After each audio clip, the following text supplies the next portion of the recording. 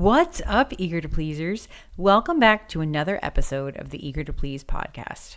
I recently had the pleasure of sitting down with Corrine Morse, a fellow podcaster and host of The Good Enough Woman, since she invited me in for a chat and my take on divorce. So, I wanted to share with you our discussion in hopes that you too will realize that you're good enough, just the way you are. I hope you enjoy it. Welcome back to the Good Enough Woman podcast. I'm your host, Corrine Morse. It's been a doozy of a year, and I too have been on the struggle bus of feeling good enough to do just about anything. So today's conversation was a refreshing reminder to keep pushing. I sit down with Natalie Otto, who, like so many others, is pushing her way through a significant change in her marriage and personal life. In the U.S., almost 50% of marriages end in divorce or separation. Around 41% of first marriages end in divorce, 60% of second marriages end in divorce, and 73% of third marriages end in divorce.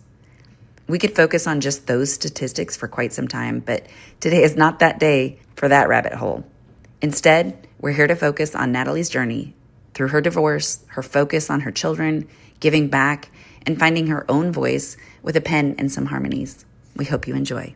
Welcome to The Good Enough Woman. Thank you for having me. Yes, I'm so excited to have you sitting here with me today. A lot of times I'm sitting here with Natalie Otto, and a lot of times we're just kind of in passing. We're working on a committee together or, trying to make something happen out in our community, and we never get a chance to really sit down and talk. So I'm excited to sit down and talk with you today because you have had a really long year, and I think you have a lot of insight and you've done a lot of work to get to where you are today, and I want to kind of walk through all of that with you. But first, would you tell me and our listeners kind of how did you grow up? Where did you grow up? What was your home life like? Sure. What were your dreams and aspirations?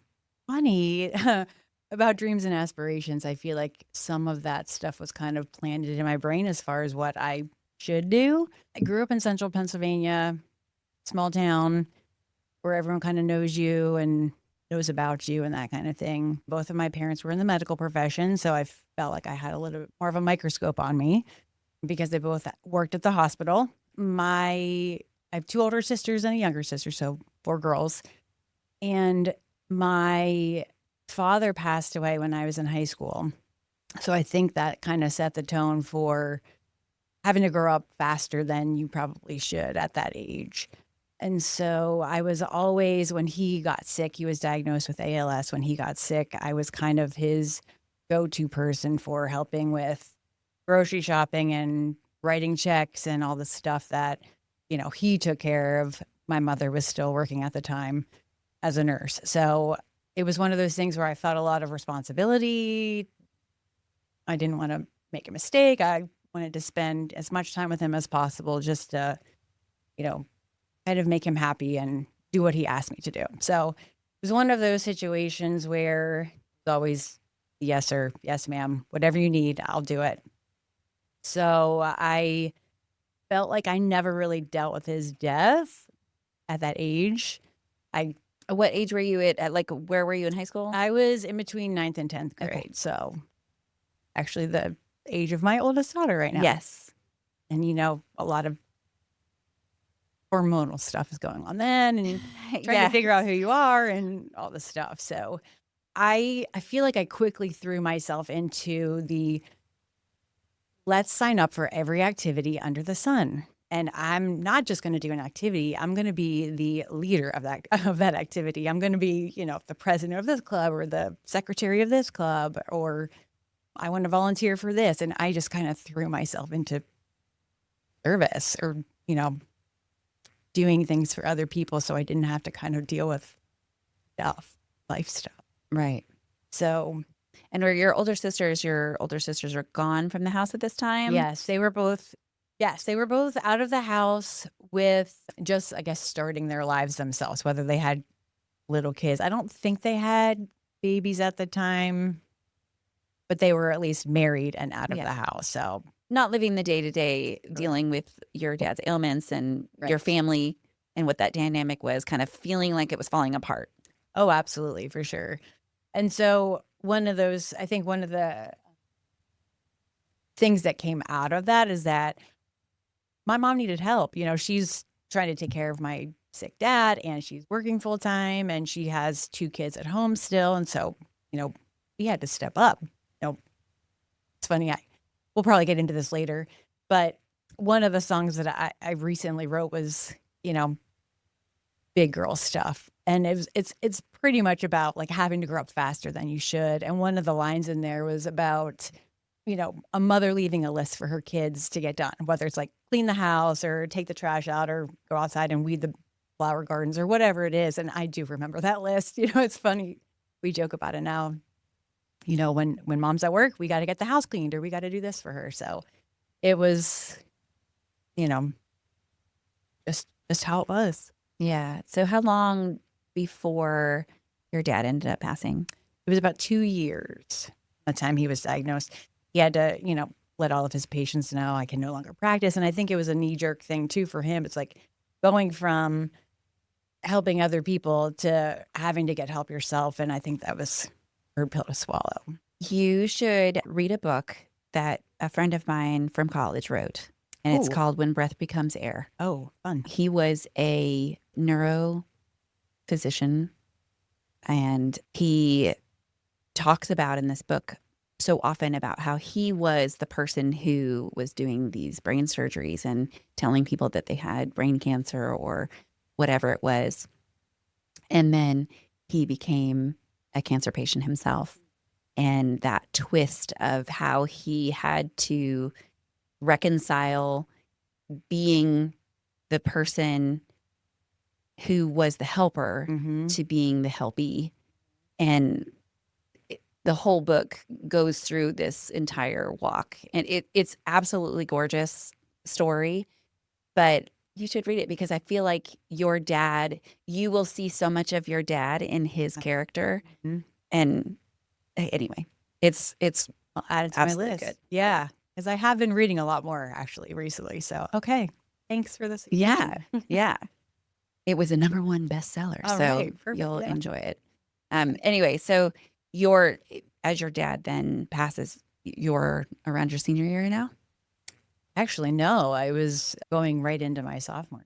Okay, so your dad passed at that point. So Mhm. if he was sick, he was sick through your 8th and 9th grade years, Yeah. which are for young girls, those are probably the 2 hardest years, I would say, as far as your developmental years, Mm-hmm. right? Because you're at the top of the chain in your 8th Right. grade, but then you're the bottom of the chain in 9th grade, and everything in your body is changing, and now everything in your life is changing. Right. That's where you really need to have that moment of stability. Oh, yes. Right. Mm-hmm. So, as a parent does, they want to take care of their children, but I feel like you can't really take care of your children unless you take care of yourself, which is what I'm learning. And, everyone tells you that, but you don't really realize that until you're in that position. So we were thrown into therapy and, trying to deal with all those things. And at that age, you're resistant. You're like, why am I even here? I'm sitting, I don't want to talk about my feelings, and especially to a stranger. Like, I don't even know you.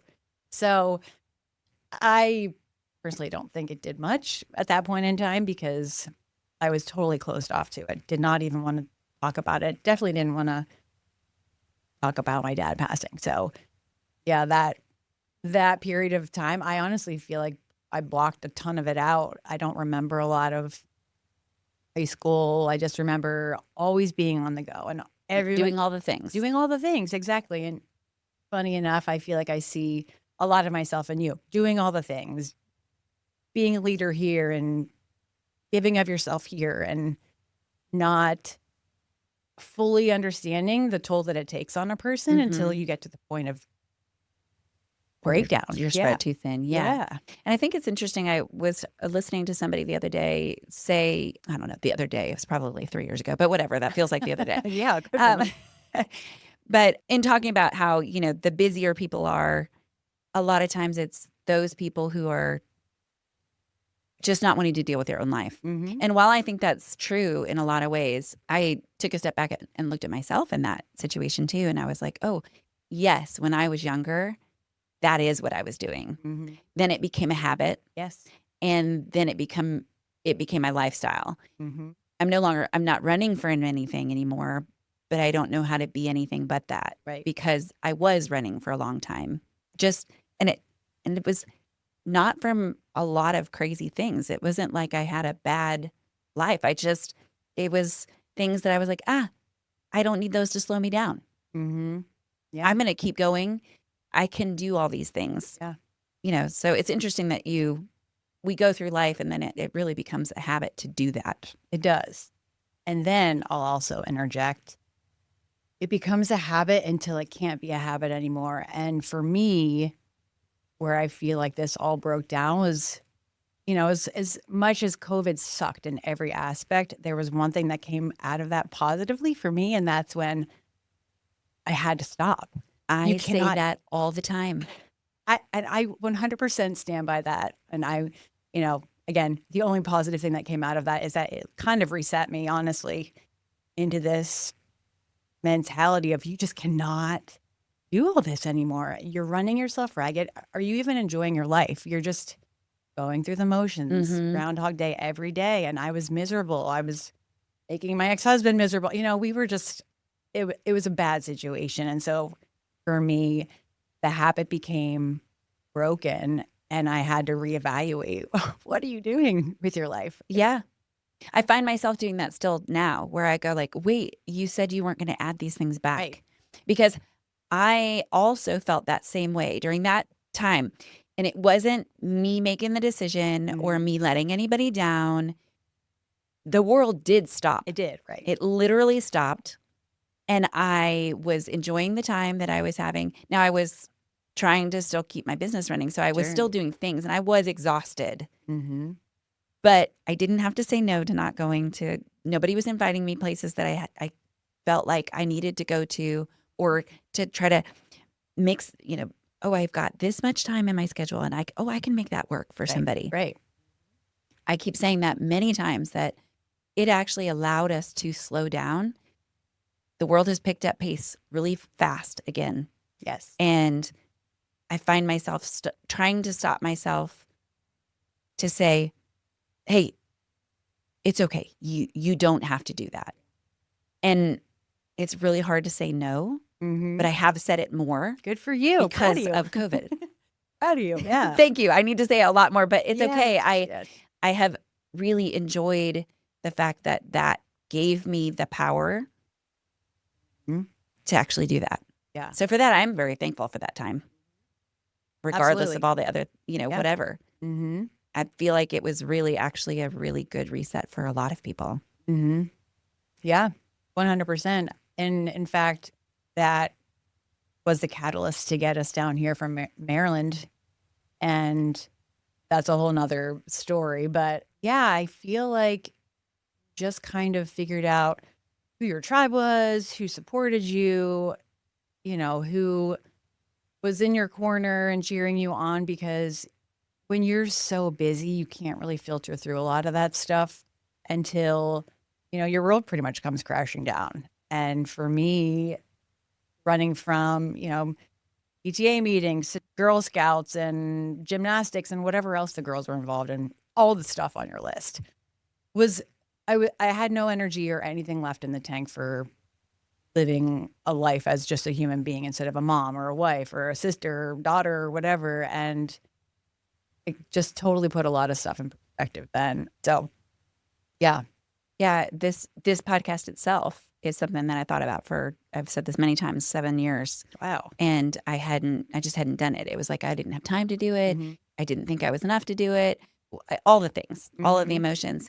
And even though it's one of those things that I did add onto my plate, I added it onto my plate for me, and so I haven't done any interviews for the last 2 months really, and just kind of started doing them again.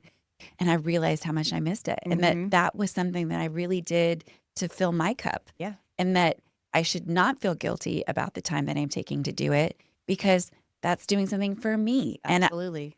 And I'm okay with that. And those are the balances that now I have to consider. Am I doing this for somebody else? Am I doing this for my kids? Am I doing this for my husband? Am I doing this for me? And I'm good with all of those things.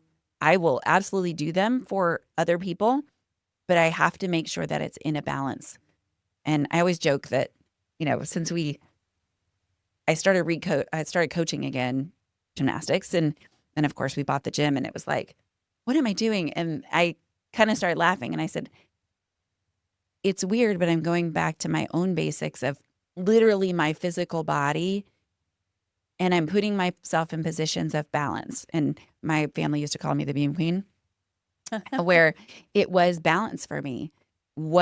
And I didn't realize that literally this moniker that my family had given me in my childhood would actually become who I am still today in a very different way. Mm-hmm. The beam queen now is not me doing tricks on the beam. It's me balancing the things that I want to have in my hands, and what can I balance while still staying on the beam, because that's what I want to do. Mm-hmm.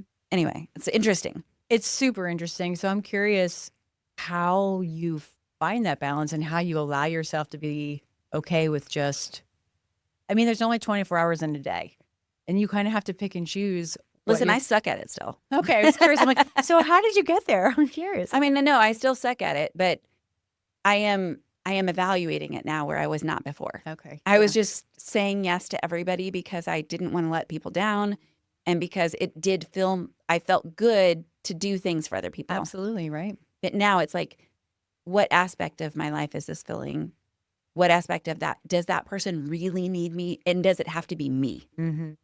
So that's given me a little bit of freedom to say, I can still help this person, but it doesn't have to be me. Yeah. Yeah. So anyway, not enough about me. Back to you. Well, going off of what you just last said, because I'm pretty sure since I've been reevaluating my life for the past 2 years, I'm pretty sure that's where that came from for me, is that I wanted to feel like I was helping other people, and that's how I defined myself. Mm-hmm. I went to school, I got a college degree, I have a couple certifications. I wasn't doing anything with those when I was a quote unquote mom. People do not realize that is the most important job ever, I feel like, on this planet. And teaching your offspring to be good human beings is a huge responsibility. And to even do it half right, pat yourself on the back.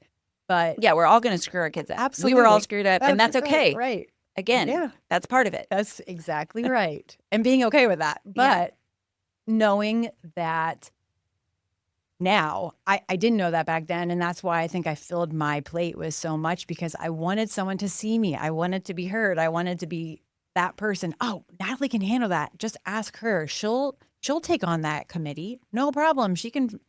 Where am I going to find the time to do all of that? But you make time somehow. And one thing that I remember being told was that, I don't know how you do it all. And of course that fueled me. And I'm like, oh, I love here, because that means I have my crap together and everyone thinks that I can do it. I'm like, meanwhile, I'm in my bedroom at night crying, or whatever the situation is, or my bathroom, like, sobbing in the shower, because I'm like, oh my goodness, how do you do that all? Right. And then and the problem with that, and I've seen that with you too, is that you're so busy doing things for everybody else, and you do seemingly have your life together. And when you feel like you're falling apart, nobody sees it. Right. Because you don't allow them to see it. Absolutely. And so then you don't have anybody there to help you. And then that's when I think that chaos starts to feel, one, very lonely. Right. And two, out of control. So what brought you down to Tennessee from Maryland? There was a couple of different reasons. One, I was already coming down maybe once a quarter for songwriting. And it just so happened that it was just, I don't know, Tennessee kind of reminded me of where I grew up. One of those things where I'm just like, oh, I feel like I could see my family down here. And obviously it wasn't as busy as it's getting now. So, rewind 4 years. Everybody else thought that too. Exactly. They're finding out the secret down here. Rewind 4 years ago. My oldest was actually getting ready to move from elementary to middle. And this was the COVID year. Prior to that, it was about a year and a half. we noticed her personality starting to change, and she was super withdrawn and felt like she didn't have any friends and was in this really bad spot, depressive state, almost like we couldn't snap her out of it. And then COVID hit and everyone's shut down. And of course, you know, everything hits the fan at that point, and we're like, what is going on? No amount of therapy. I couldn't even tell you how many different kinds of therapy we tried on her, art therapy, whatever. Nothing seemed to pull her out of her shell. And I think again, this was our reset. I'm like, I'm already coming down to Tennessee once a quarter. I love it down here. At the time, my ex-husband and I came down for our 10-year anniversary. And, he's like, if you're serious about it, do the work. Find a realtor. I want to make sure that this is the right move for our family. Do the work. If you find someone and we go down and look at houses, then sure, I'll move. No problem. And so I'm like, okay, I'm calling your bluff because I'm doing it. So I did. I dug in, got a realtor. We came down, started looking at houses, and, fast forward, ended up moving down. Best decision aside from the divorce ever for the entire family. The kids are thriving. Allie came out of her shell. She's having friends. She's like a real teenager. It's like night and day. It's crazy. And yeah, it was a combination of all of that. So I'm gonna cry because I'm seeing you tear up. But what then led to, obviously you said one of the best decisions was your divorce. What then led to that? Because at that point, it's like, hey, what's best for our family? We'll move together. You're still a unit. Mm-hmm. And then what happens from there? It's a great question. I think it was just the realization that, and I still love him as a person.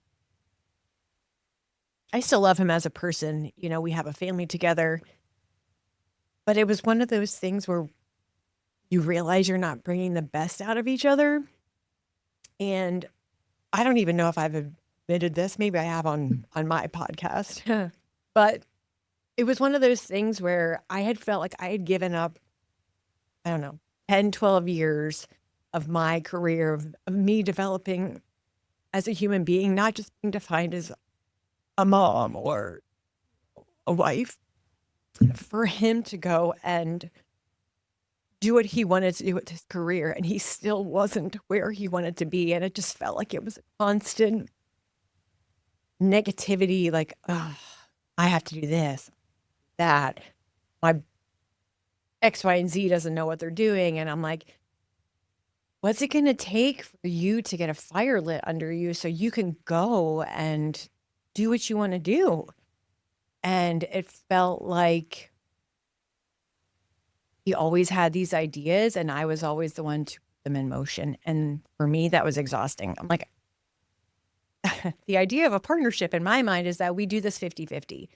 Yes, I take the brunt of the domestic stuff because you're the one going to work, bringing the paycheck, whatever.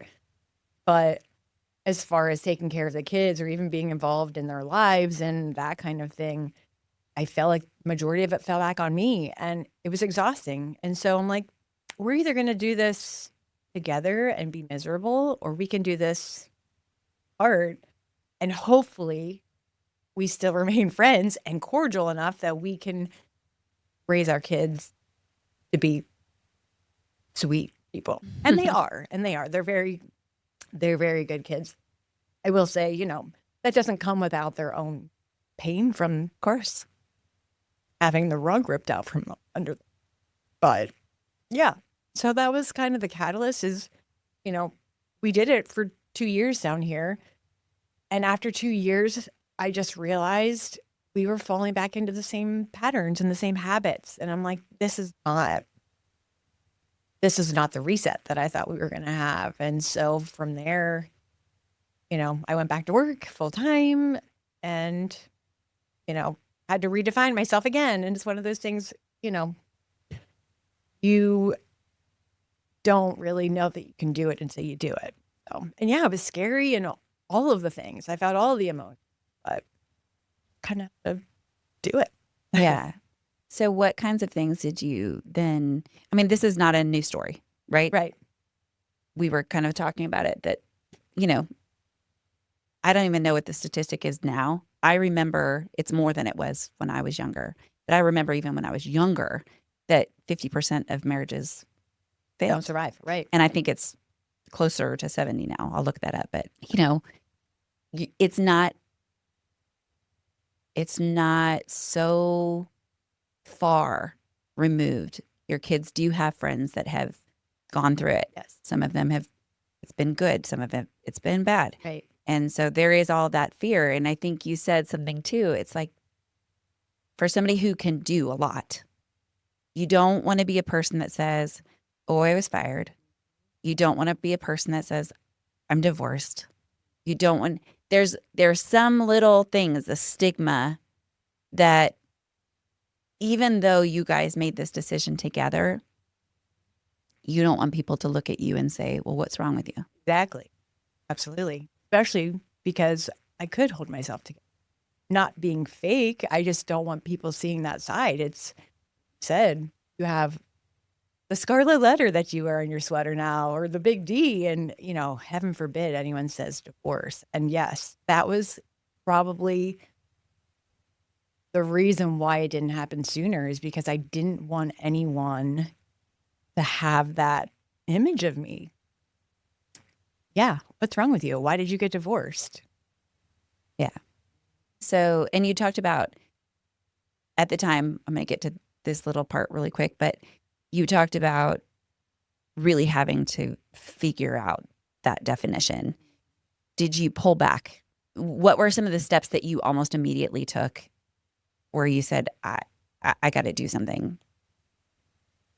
Again, I hate going back to COVID, but the very first thing for me, I actually had, embarrassingly, but everyone was safe. It's fine because everyone was locked in the house and no one could go anywhere. I actually locked myself, and I say this on my podcast, I locked myself in my room for almost 2 days straight at home. I had a complete mental breakdown from going from 1,000 miles an hour to nothing, having everything, every activity, every outing, every social encounter ripped from you when you've defined yourself by, oh, I have this meeting scheduled and this one, and I got to meet so-and-so for this, and I got to take the girls here. Going from warp speed to having everything is completely deleted from your calendar. I didn't even know what to do with that.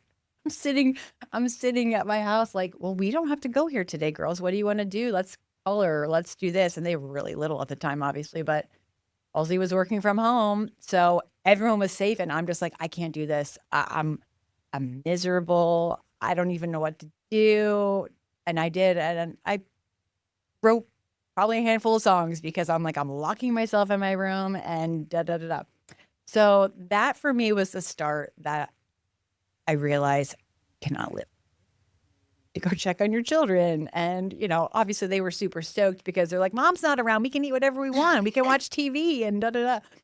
So we joke about it now, but I came out of that, went downstairs and pretty much just cried in front of the girls. I'm like, I'm so sorry. And whatever I said, I don't even remember, but I know we just had a big group hug and the girls didn't even understand really what was going on. They just thought, oh, Mom's writing songs in her room. So And was that something they saw you do often? write songs. I would usually do it when they were in bed or sleeping, like at night. Because during the day, we were just so busy that I didn't have time to go sneak away. And they were still little, so I had to kind of be on or, watching and whatever else. But With that, when you were writing songs, what were you like, okay, I'm going to write songs and try to get somebody to cut them? Were you wanting to do them yourself? Were you just trying to get something out? never ever wanted to be an artist. That's not my thing. Never wanted to travel and do the stage stuff because I don't love performing. I just don't love being out in front of people. I don't have that in me. I love what songwriting does for your mood and your mind. And, it's for me, I actually use it as therapy. I don't know even know how else to describe it, but it was just very therapeutic to write. Didn't even have to like be poetic or rhyme. I'm just going to write. People journal all the time. I turned that into songwriting because, hey, let's make that rhyme. Let's put a melody to it and just see. Again, you can tell early versions of songwriting from, where I am today, but it was more for me, and maybe family and friends who knew my story, knew my situation, and I could empathize with that, but never wanted to be an artist. That was never the route I was going down. Now, if someone wanted to cut a song, that's great. My very first taste of that, I guess, is I had lost a high school friend. He was 39. This was a couple years ago, and I had written a song about that in addition to my sister's passing. And so I kind of combined the two tragedies into one song, and it was about just making today count. You never know when something's going to get lost tomorrow or what happens.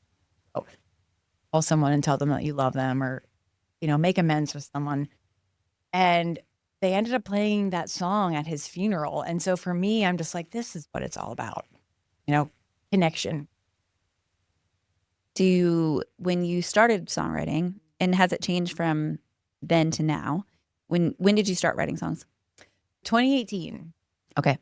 So when you started writing songs, was it to just get out whatever was in? So were you writing more personal songs? Yep. And has that changed to today? It has a little bit. To even make any money on songwriting is something that you have to kind of struggle with and get in your mind. Are you going commercial, whether it's country or, even Christian radio? It doesn't matter, pop, pick a genre. Do you want to go that route? And yes, some of it is about the monetary thing. But for me, I just enjoy the process. I love the connection with people. I love going into a room with co-writers, especially people that you've connected with and have written with several times. And it's just a fun hang. You go and it's almost not like it's work, That's so true. And I think, again, that's why I have come to this, is that I missed that. Mm-hmm. I missed sitting in a room with somebody and saying that it's your job, that you have to show up to, quote, work. Right. And,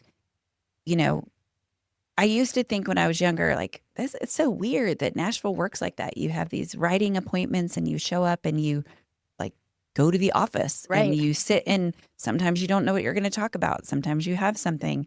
Sometimes one person says something and then you totally write a different song, and what all that's about. But what I realized is it's not that you're going to work to write a song necessarily. It's that you're showing up. Yeah. You're just showing up. And whatever comes out that day happens to be good or bad. Right. But you're getting it out. Mm-hmm. And you're uncovering, you're peeling the layers of the onion every time you get together with somebody. Yeah. And sitting in that room with that person, regardless if you've written with them one time or 100, that person is going to know a lot more about you than your friends. Mm-hmm. Yeah. And so sitting here with you, able to connect in that way, that you can just talk and get that connectivity. Music is the greatest connector. Oh, yes. It holds a special place in your brain. I've learned so much even beyond. I mean, music was always I always called it my great equalizer when I was growing up. All of the things that I was, quote, just filling my time with, it didn't matter. I listened to music to be happy. I listened to music to be sad. I listened to music to pull me back to neutral. I listened to music to pump me up and inspire me. Whatever it was, it is always the thing that made that work. I danced so that I could move my body to music. I played music so that I could be a part of the music. And then you have these moments of time that you connect. A song will come on the radio that you hear that you haven't heard for 25 years, and somehow you know more than half the lyrics. Yeah. And your kids are so embarrassed by you, and it's great. But, then of course my dad has Alzheimer's, and when I want to just bring out something in him, we'll put on some oldies that we used to sing together all the time, and he remembers them. Oh. He can't remember my nephew's name or my husband's name sometimes, but he will remember the songs. Oh. And he remembers how the songs made him feel. So for you, that's why you started writing, is because you wanted to know how you felt.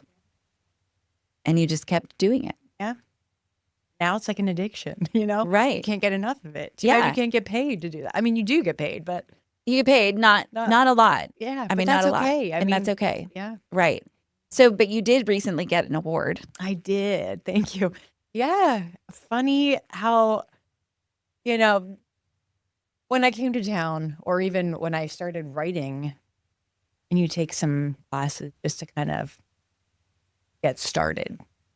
And one of the pieces of advice that I was given was write what you know. Don't try to chase something because it's already been done. Write what you know because you're unique. No one's had the same exact experience as you. And that's always stuck with me, even though it's so simple.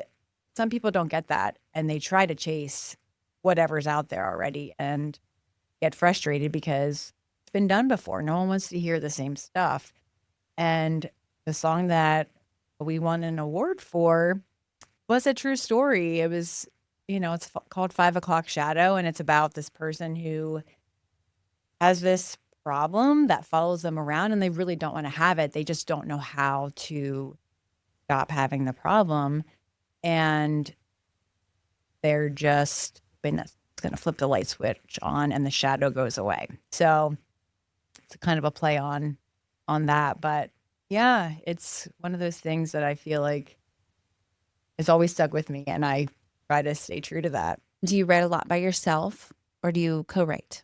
When I started, it was all solo writing until I discovered co-writing, and now I feel like I probably couldn't write a song by myself just because I just love that energy in a room, or even I know Zoom has become a thing now where it's just more convenient to write because you might not even be in the city.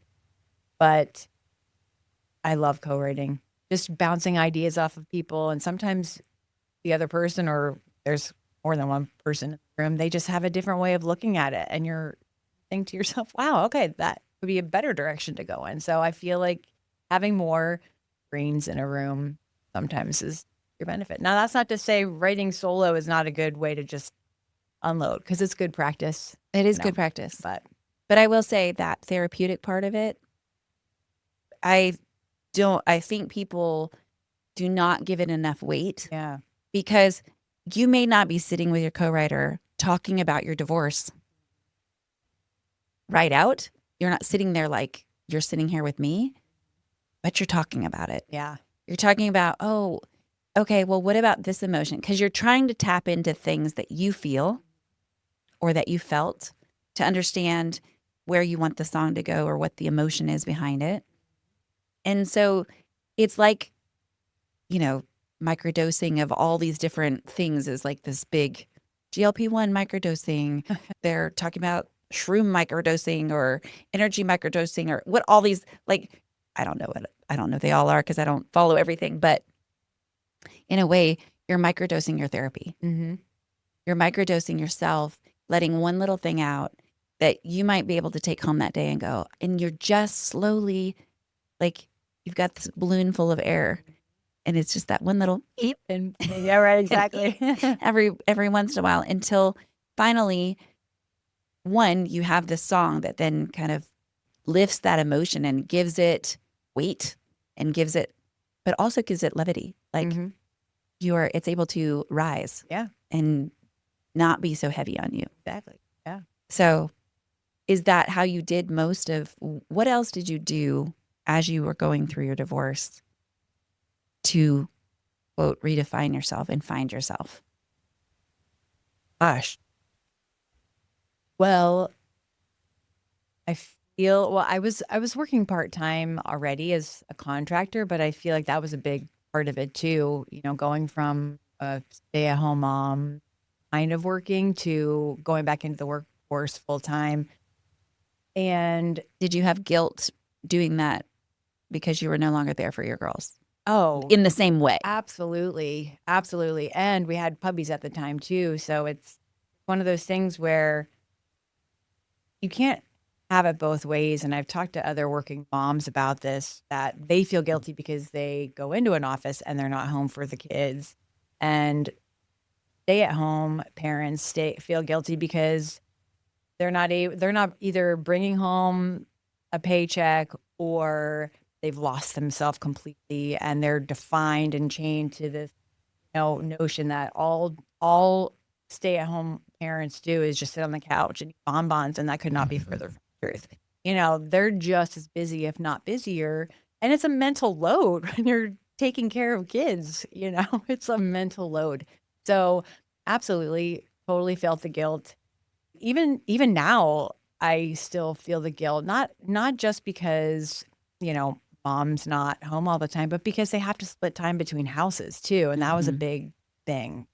You know, I thought I was going to be able to stick it out until my youngest was in college, and they'll be older and more mature, and they'll understand that sometimes things just don't work out. But in the back of my mind, I'm thinking, well, what am I teaching my kids?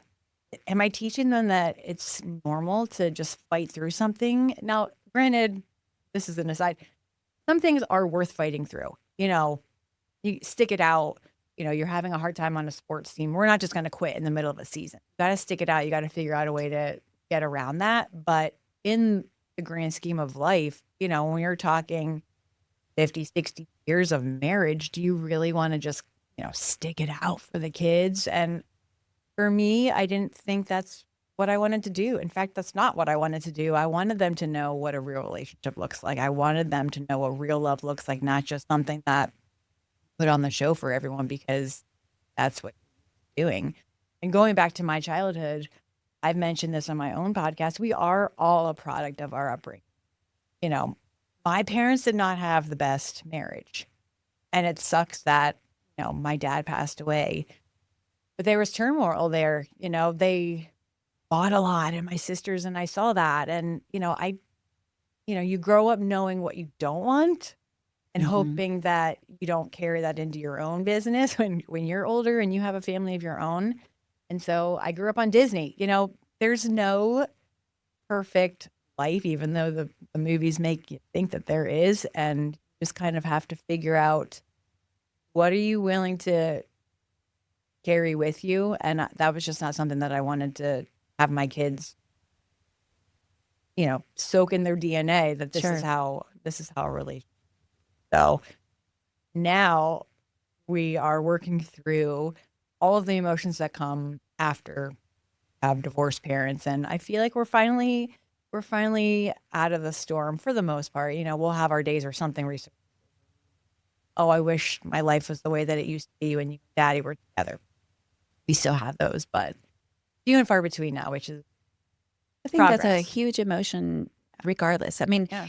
my parents, they spent most of their time carting us to things. So there was no way that they could really have a great relationship because my brothers were in 3 sports and I was in, Oh my. I mean, we were busy. My mom would drive me to gymnastics.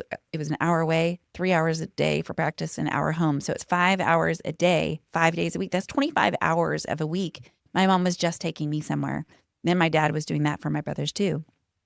And then you have the weekend where they're both have time, but it's just spent at our games and things like that. So I do remember going to my mom when I was going into 6th grade and saying to her, well, actually, it was at the end of my 7th grade year, because they kind of were in and out of this. Are we going to make this work? Or are we not? And I went to my mom and I said, Mom, I'm like 11 or 12. I said, Mom, I'm going to be gone in 7 years. I'm going to go to college and you have to live the rest of your life here. So if that's what you want, that's okay. But if you're staying for me or for my brothers, then I'll go with you. Oh, And it was such a weird thing. pretty mature thought. But I had no idea what it really meant, right? I mean, I did, because I was spending 25 hours a week with my mom, or at least 10 hours specifically in a car with her, talking to her and seeing all of, and I was very close to I'm still very close to my mom. And then when they decided to work it out, because my mom was losing my brothers and she couldn't bear that. And don't get me wrong, there's some great qualities about my dad. So it's not like, there was just this back and forth thing of, are we going to make this work? Are we not? Are we going to? And when she decided to go home, then I was pissed because now I've made this whole other life. And then crazy thing, we got in this really bad accident that forced us to all need one another again in our family. This is like divine intervention thing, right? Right. That it could have happened at any other time, but that time very specifically defined the rest of our lives together. But even all of that emotion, that amount of time taught me and my brothers a lot, good and bad. We finally saw our parents in a way that we hadn't before. But then, of course, it would take years and years and years to develop what that meant for us. Because it took me until I was in my 30s, really, to kind of figure out how that shaped me and how that shaped all of the things that I chose to do. And that will be the same for you. But again, like you were saying, I think it's really important for our kids to see us as people too. 100. I want to be a really good mom. I want to be a really good wife. I want to be a really good person. But I can't do all of those things without allowing people in, and my children and my mom and my dad and my siblings and my husband. You really have to depend on that. And that broken part of that family is really hard because then you go, I don't know. I would tell my brother things, and he and I had this really tight pact. And we would talk about, we would go to a game where my oldest brother was playing, and my parents would sit together. And my brother and I didn't want to sit near them at all. We wanted to go do our own thing and talk. Mm-hmm. That's kind of all those things that happen as you go through divorce or separation. And there's a lot at play. Yeah. I love what you said, though, about letting your kids see you as a person, not just mom. Because I think helping them realize that life is full of mess, it can be full of beautiful things, too. It's a balance of both. But if you make everything perfect for them, which is what I was trying to do, I never wanted them to hurt. Yeah. But having that moment of that messiness and letting them, you said something that I loved, which I've always thought, and my mom said it to me then. She said, if you told me you would go with me, if I stayed, what was I teaching you? Because you clearly saw it. You clearly understood where I was. If I stayed at that moment without any change, I would have never taught you to be what your dad and I wanted you to be. And that was to be an independent, strong woman who could recognize what they did or did not want in their life. My dad has always said, you can be whatever you want to be if you put your mind to it, and we are here to help you. I love that. But then you're watching their marriage and going, yeah, but what are you doing? Right. Again, they fought really hard and they fought through it. But I'm still watching them because now my dad has Alzheimer's and my mom is a very healthy woman, and they're still struggling. And all of those little things that I knew when I was little are there. Mm-hmm. But we have better tools now to help one another as adults, right? But for you, you're really in that spot. What are some of the things that you do with your daughters to make sure that they understand you, make sure they understand the situation? Divorce is so heavy. Yes. You don't want to involve your children. My husband was a divorce attorney for a while, and he hated it. Oh, he absolutely, he did collections law and family law. And he was like, could I have picked the two worst ones? No one likes you that Yeah, night. because he would go into meetings for divorce, and at the time, the lawyer that he worked for was really known for paternal rights. Mm. And so he would go in and he would have these meetings, And he would say, well, I had a consultation today. And well, basically, he came in and said, I don't care how much I pay you as long as she gets nothing. Wow. And he was like, those were the instances where I didn't want to help them because they have kids. Yeah. How could it be that hard? How could you hate a person that you loved and actually try to make their life so miserable that you're affecting your own children? So he hated it. I don't blame him. Ugh. I will say I'm very fortunate in that aspect because that was one of the things we've always agreed on this. We never wanted to put the kids in the middle of anything. If we had a disagreement or we didn't agree on something, that was between us and we would not involve the kids. And so the kids have seen that we're cordial and everything is about making as possible. And we're still very cordial. We're just not married, like Mhm. he doesn't control me. I don't control him. There's no, you live your life the way you want to live it. And I will live my life the way I want to. So I'm hoping that the girls see that there can be peaceful outcomes in something that's not such a nice, thing. Yeah. Family dynamic, but I remember one time that my husband and I were, it's a really stupid, it was some thing where I needed him to go get something off of someone's porch and he didn't do it. And so then I had to do it. And then we got in this really nasty fight. yeah. It was dumb. We were trying to leave to go somewhere and whatever. But we were yapping at each other a little bit, not much, but just enough where like we don't usually fight in front of the kids at all. And we didn't really say much. It was like, let's just get in the car, whatever. Right. It was just the non-talking kind of thing. And I remember my son, this is maybe like 3 years ago. So he's like 11. He goes, Mom, are you and Dad going to get a divorce? Oh man, yeah. And I looked at them like, oh man, we do not fight in front of you nearly enough. We actually have to change that. Yeah. We actually have to make sure that we disagree and the children see how we come through it because we're not teaching them what we need to teach them. Right. Yes. We're keeping that from them. So I think that's the hardest thing about your situation as well. Every parent has to go through that. But when you can do that in a family dynamic and try to figure out how to expose them to parts of your life that are safe, appropriate. Yeah. appropriate. Yeah. Age appropriate. Exactly. But then you're going through this divorce, which absolutely affects you, absolutely affects your husband, absolutely affects your children, but you're not supposed to talk about it. So what kinds of things did you talk about with them?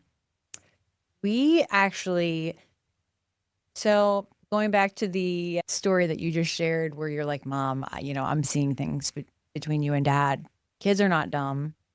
We like to think that we're shielding them from the world and all the bad stuff, but they have amazing vision. And it was my oldest, actually, her 8th grade year, noticed that I was sleeping in a different bedroom and I made the excuse, just gotten these puppies. I didn't want to wake anyone up. So I would be the first to hear them by sleeping in the spare bedroom. And, that went on for, maybe 2 days until like, yeah, right, you're lying.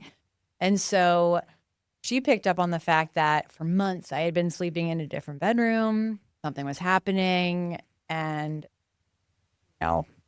as it would go, we had a conversation one night in her bedroom. Looking back, I don't know if this was the best thing to do or not, but she kept that secret until the end of school because we had to get through finals and we had to get through all these other things. And we're like, please don't tell your younger two sisters because don't want them getting upset, da, da, da, da. And I feel like she did a really good job of keeping that a secret until we pulled them all aside at pretty much the last day at school, sat them at the, we were like, we have something to tell you guys. And we want you to know that this has nothing to do with you and, all the things that they tell you to say to your children, but Mommy and Daddy are, not going to be married and we're going to have 2 homes and this is how this is going to go. And we're not sure what it's going to look like yet, but we just want you to know that we love you unconditionally and that is not changing. So yeah, that's kind of how that went down. But it was just amazing to me that we weren't hiding anything. They just picked up on that. Yeah. I had a girl come in to practice one day and we're just there and she comes in, she goes, well, my parents are getting divorced, but I get 2 Christmases and I mean, it was like this unload and I did not know what to do. Yeah. Right. Yeah. But I also thought the resilience of kids, Mm-hmm. they must have done a good enough job at explaining something that's what she took away from it. Yeah. That was Mhm. like, yeah, I know it's going to be different, but here's all awesome things I get from it. Right. Right. And, that's really difficult to work through with children. Yeah. How old are when you told them, how old were they? Let's see. 13. No. Yeah, I think 13, 10, and So your oldest is kind of now at the age that you were when your dad passed. yes.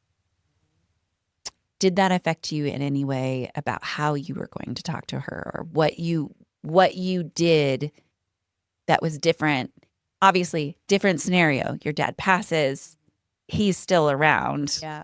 Your ex is still around for your daughter. So it's not the same necessarily, but that feeling of abandonment or loss is still there. Absolutely.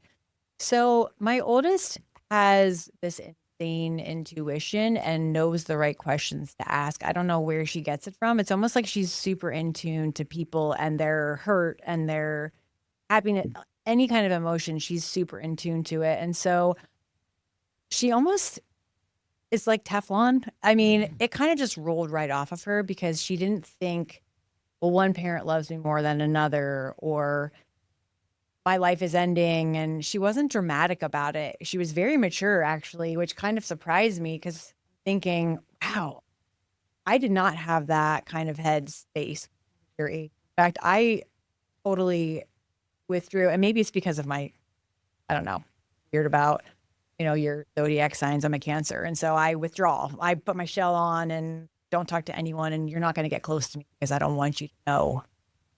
I don't want you to know all of me. So I'll keep you at an arm's length. But for whatever reason, she handled it a lot more mature than, we thought she was going to. So I guess I didn't have any, and it's not that I'm not concerned about her because I still try to pick at her to see, like, is anything bothering you? And she and I have a very similar relationship to what you and your mom have. We're very close. And so I feel when she has a problem, she will come and talk to me about it openly. Now, I will say, so their dad is seeing someone now, and she almost didn't know how to talk to me about it because she's like, I didn't want to feel weird, and I didn't want you to, get upset with me because I'm having this relationship with her. And I'm like, oh, this is also tricky because I want you to have a relationship, especially if she's good to you, and she loves you.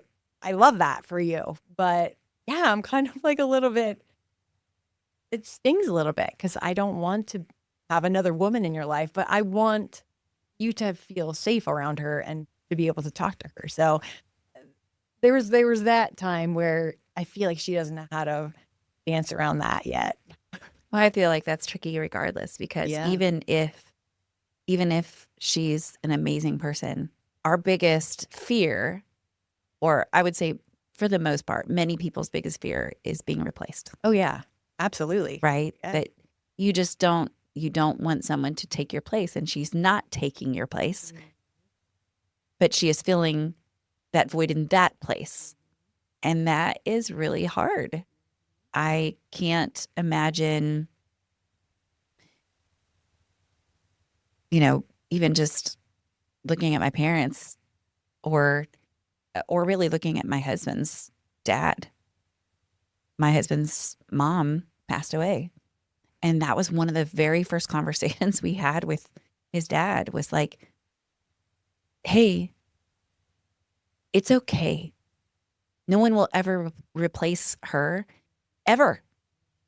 Not in your mind, not in our mind, nothing. But we also want you to live. Right. Now, we can have that as an adult conversation with him. But even, I don't know that his brother would feel the same way. I don't know. We haven't had that conversation. I don't know that he would feel the same way. It's a really hard conversation to have with somebody. That happens often when parents get divorced, and especially if they're young. They don't want you to feel betrayed by them, Exactly. but they want to be part of their dad's life. And how do you do that? That's a good question. I'm still navigating that one.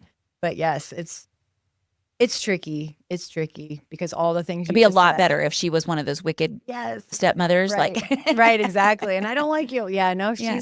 she's perfectly fine. I mean, I met her once. So How did you feel in that moment? well, it was interesting because this was actually not too long ago. My oldest was getting an award for math. He did very well in math last year, and they were having a ceremony for all of the students that were winning academically. So I get a text message from her dad at 10 o'clock the night before. Hey, Natalie, just want to make sure you know that Allie invited, my girlfriend to her awards banquet. Didn't want to, thought, Just show up. Yeah, Yeah. exactly. And I'm like, That was kind, though. very kind. I was like, Yeah. thank you so much for giving me the heads up. And immediately my heart's in my stomach because I'm like, I thought Allie had a relationship with us. Why didn't she tell me? Why is this not coming from her and it's coming from her dad? And so I'm like, oh, talk to my mom about it because she's usually my go-to. And I'm like, Mom, what do I do in this situation?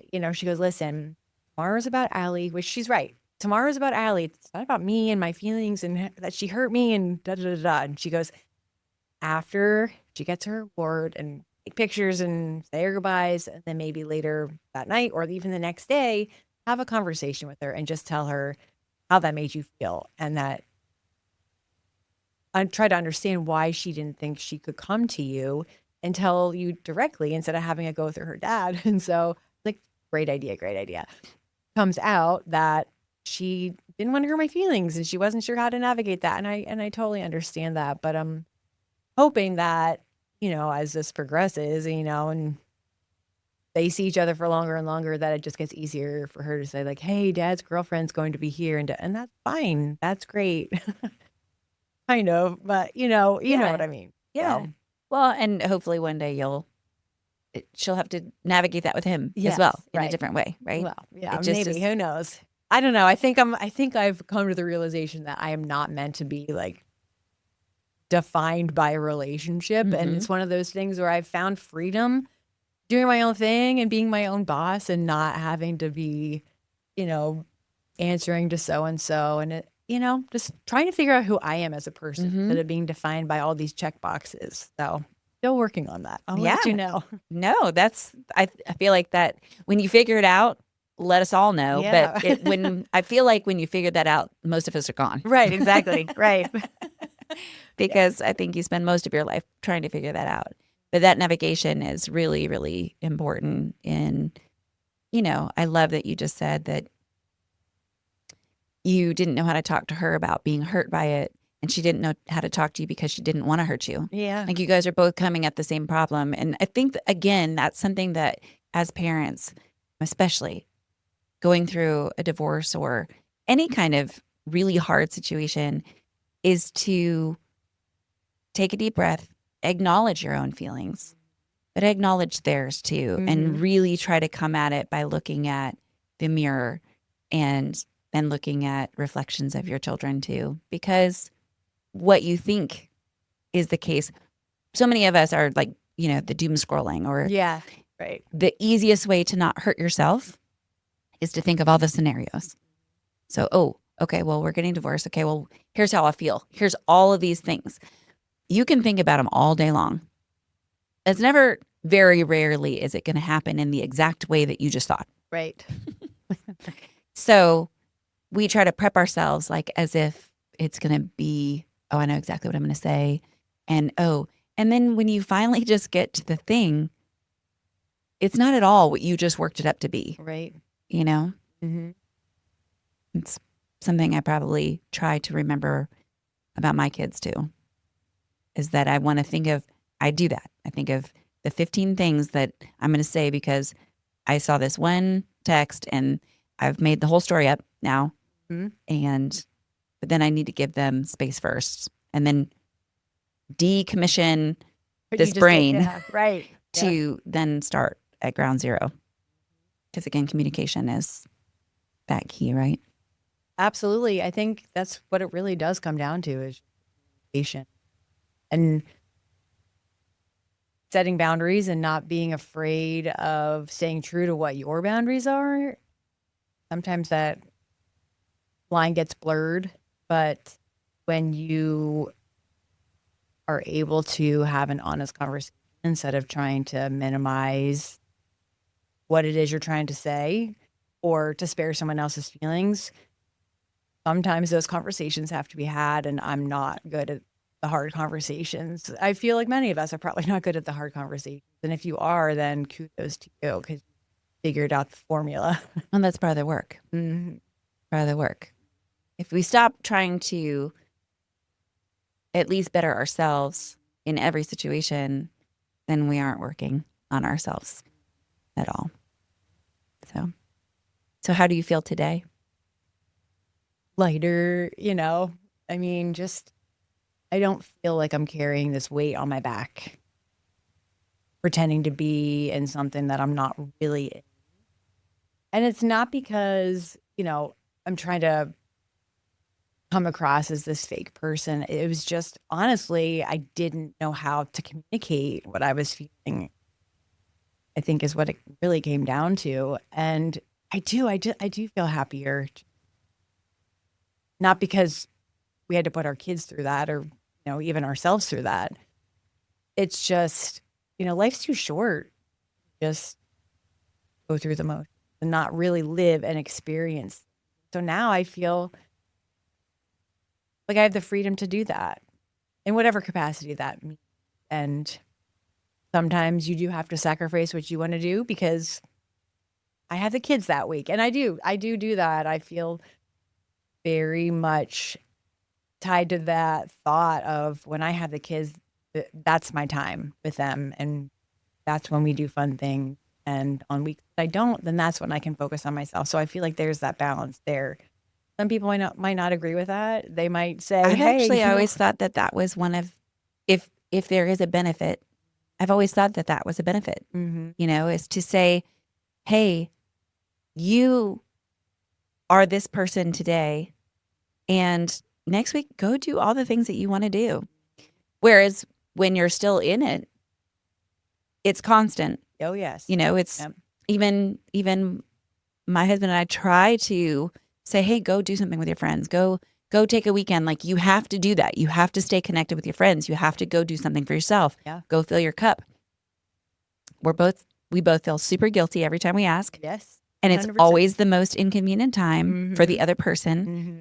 And it's somehow something happens during that weekend that makes it the hardest weekend ever.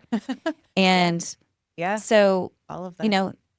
To be able to look at it and actually look at it as a gift for you personally, there is something about that. Yeah. That's not to say, going back to the whole guilt thing, that's not to say that didn't linger for a very long time, especially when it was so fresh. I didn't even know who I was or what to do without the kids because my life was defined by them and everything that we did. And to feel okay if I wanted to go listen to some music one night or if I wanted to go out with some girlfriends, I didn't have to feel guilty that I wasn't home with my kids and allowing myself to go be a person too, not just, thing. So, which is something I feel like I wish that if we were going to take something from that married couples would do more often. And that is to say, hey, build in time for yourselves. Yeah. Build in time for each other and build in time for yourselves because we don't do that. And we do let it define. I wouldn't choose it in either way, right? That's what we all say. Yeah. And while I agree with that, again, to let your children see you for who you are and to see who they could possibly be. Yeah, I mean, exactly. my husband talks about it all the time. His parents, every Friday night, he grew up in Chattanooga, and they would go to this thing called Nightfall. They would go there were two best friends, and they would go. And he talks about it all the time. He's like, I mean, I was just this little kid, like sitting on this is what they did every Friday together. And his dad and their best friends, his name is James. They lost James. And so Evelyn and John still go do that. They still go do that together. And he will never forget that. And so he tells me that often, like, hey, I know that you want to do this, or I know we want to take the kids with us, but this time we're not taking them. And we both feel guilty about it for a minute, and then we just do it. Yeah.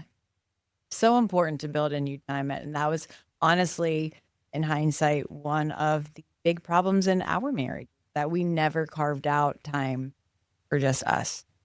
Well, number one, I was too exhausted. I never wanted to entertain anything else because I'm like, I have no energy. But you just have to. It doesn't matter. Otherwise, it's the cost of your marriage, because we just totally lost each other. Yeah. And why we fell in love in the first place, So I think that's amazing. Yeah. Did that. I know. It inspires me to do that ourselves and just feel, of course, our kids are also at that age where they're old enough now that we can say, hey, you guys can stay at home alone and now call us. That's and right. we'll be right down the street. That's right. Or whatever it is. Uh-huh. So that's really good. Well, thank you for sharing that. I feel like we don't talk often enough about divorce, or people who talk about it are the ones that are all going through the same thing.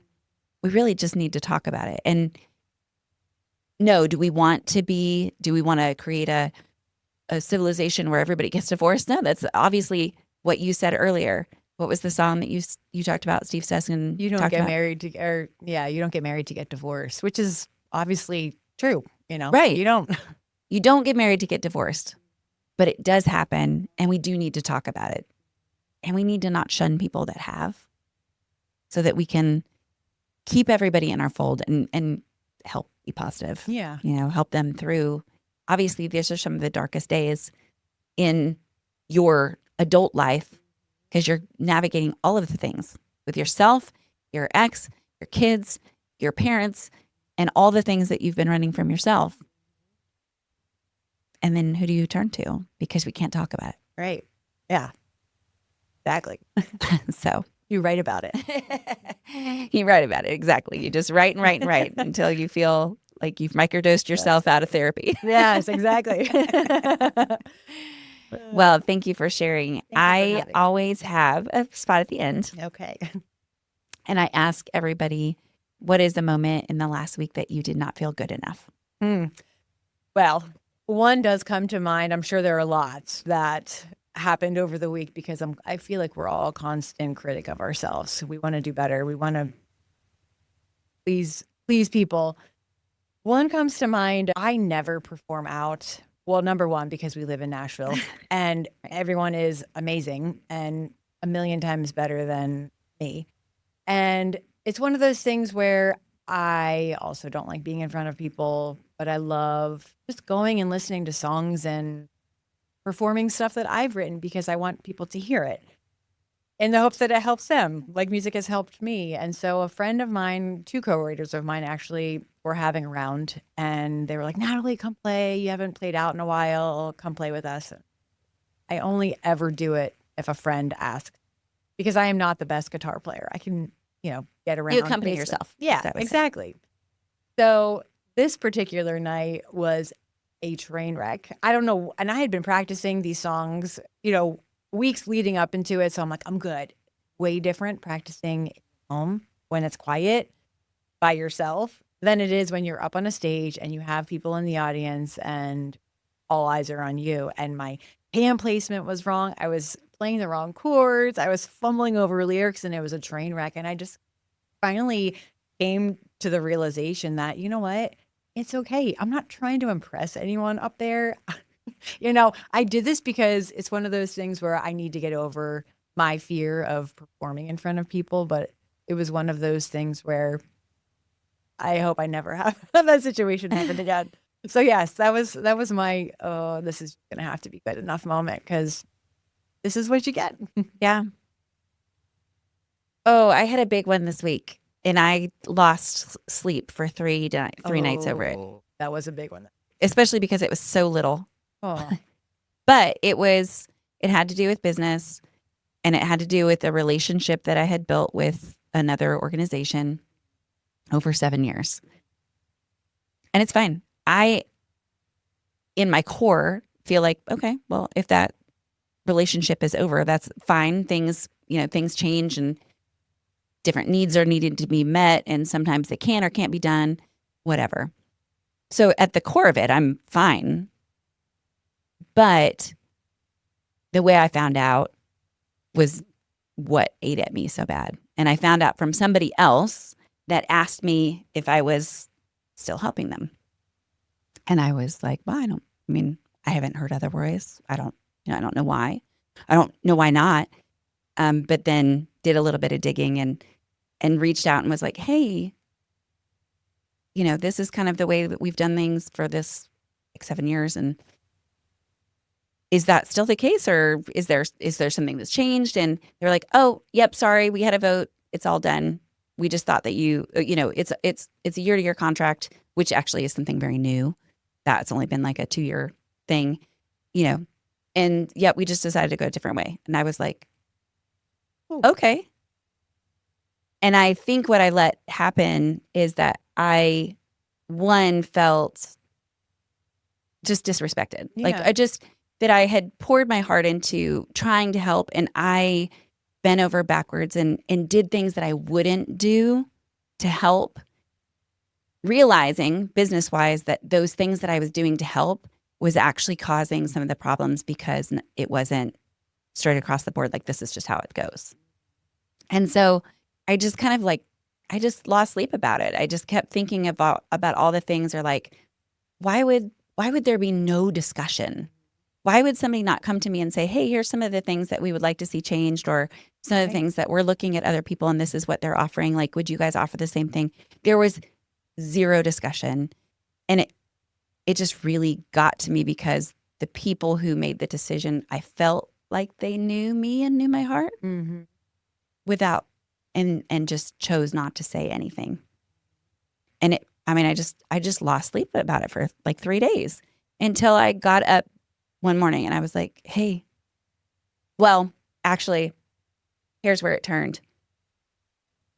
Another business I have sponsors some things, and some of the business owners that I own with were like, well, then don't give money to them. Don't give money to them, and don't, or, give it to somewhere else that will actually appreciate your efforts and appreciate you. And I was like, for an instant, I thought, I can still give, but I just won't give it to them. And then I was like, that's not who I am. That's not who I want to be. I said I was going to do it. I'm going to do that. Otherwise, I'm just perpetuating the same feeling that I'm having right now. Yeah. And I'm like, I have to just be okay with this. And, of course, doing some research through it, I was like, yeah, that's the amount of mental and emotional give I was giving to make that happen was not worth the feeling I had at the end. And I finally was just like, you know what? It's all okay. Moving on to something else, make the changes, make whatever change it is that you need to make, which we were already making anyway, to be honest. But yeah, it's just that moment. I just felt like, what have I not done to show these people how much I care? What if I've clearly not been enough for them, where I felt like I was doing things that I shouldn't do. And I realized, because you were enough and you were too much. Like, not enough in these ways because you didn't set your boundaries super clear, or you set boundaries that people didn't express to you weren't working for them. And because boundaries can be changed. Yeah. You can actually work with somebody to change your boundaries. Anyway, it was just a very big moment for me to have to go through. And really helped me understand a little bit more about digging deep into who I am and who I want to be. But that feeling of enoughness and that strong feeling of not feeling enough kept me up for 3 days, even though I'm trying to tell myself clearly that what you do is enough. You know? I do 100%. Because it's I think it's just the type of person that you are. I don't know, it's like you internalize what other people's thoughts are of you. Maybe I shouldn't say you, but I know I do. Yeah, you're talking about you, the type of people. You, exactly. We are. We are, exactly. Yeah, Yeah, 100%, and so you want to be of help. What did I do wrong? Please tell me, I'll fix it, whatever. But that eats at you, and you just cannot live like that. You're like, okay, this is what I have to offer. I feel like this is reasonable and fair, and sorry that wasn't good enough for you. Right. Yeah. Yeah. And it's okay. Like I said, totally okay. And a great lesson to keep moving off of. But yeah. Okay. So for you, I have one last one. And that is, what was your glimmer in the last week? My glimmer. Glimmer as in like aha moment, or just like happy moment, or any of the above. What gave you that glimmery feeling? And that can be anything to you. What was a moment in the last week that you felt relief, happiness, hope? Not terrible. I'm like, that is exactly why I end with it. I am not a Debbie Downer. I mean, it's so easy to think of all of the things that you didn't feel good enough. Most of the time when I ask somebody says, which time? Because we remember, I don't remember the statistics of it, but it's like for every positive or every negative thing that happens, you have to have 7 positive interactions to counteract it. Oh, my word. So it's hard to think of those things because we don't hold on to them, but we should. Yes, we should. And I'm like, man, that's terrible that I can't even think of one. And I'm sure there were many. I mean, Sundays are always my glimmer days because that's when I get my girls back. We do witches on Sundays. And so this just happened to be the week that I get them. And it's beginning of school. So I got to take, back to school pictures at my house. And my oldest turned 15 today. So that's a glimmer. Yay. Happy birthday. Oh, 15. That's a good year. That's a good year. That's right before it all starts to just go, woo! I know. Yeah. And around here, I'm worried about these roads. I know. And driving. So yes. Driving school. Yes, exactly. We'll get there when we get there. But yeah, my glimmer had to do with first day of school too. Nice. I have a freshman and a 6th grader. So they're both at new schools, and big deal. Yeah. While it was kind of like a sting every time my daughter would say it, she kept being like, yep, Mom, no more elementary school. Yep, Mom. And she just kept saying it like, and at first I was like, okay, stop saying that. But that really was my glimmer though, because I realized how excited she was to be at a new school. She was super nervous. She was emotional and doing weird things on Sunday. And, my husband at one point was like irritated with her because, and I said, hey guys, you just have to understand. She's really actually nervous about school, and it's all coming out right here. But then to hear it just keep it was these little jabs that she kept doing, but it was in jest and funny, and just realized how much she was excited to go to school. And same with my son. He came home from school. I was like, how was school? And he was like, it was the best. Yeah. Oh, yay. Okay, great. I hope you still feel that way when you're, as they all call them, fresh meat, right? Because freshmen. But anyway. Yeah, those are fun. Well, again, thank you for sitting down with me and talking. You talked really quickly about your podcast. So where can people find you and listen to what you have to say? Oh, thank you. It's called Eager to Please. Obviously, it's a product of, an entire life of wanting to please people and finally first every now and then. So yeah, Eager to Please anywhere you stream podcasts. Love it. All right. Well, for you, I hope you have a wonderful week and that you find more glimmers in your week than you did this last one. And for everybody else, settle in, you're good enough.